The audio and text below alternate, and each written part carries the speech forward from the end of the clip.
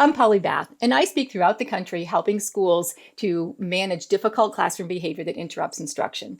Today, I'm going to answer one of your questions. I like to set goals for myself and the kids, but when we don't reach them, it feels like we both failed. Is there a better strategy? Yeah, I want to share something I just learned recently, which has kind of changed my world.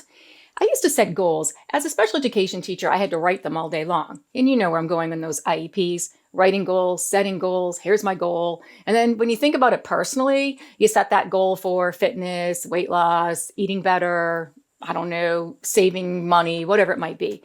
But every time you don't do it, you don't feel good. So I totally can understand this.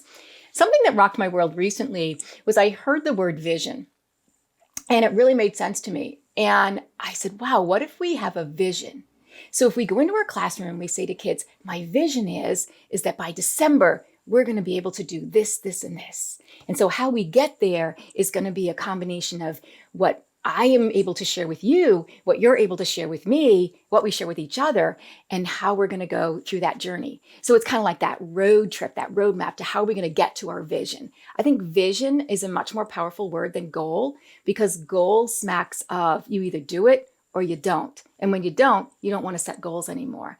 Vision leaves it open to be more personal. And we all know we want our kids to be more internally motivated. So give it a try and see if just that change of wording doesn't help.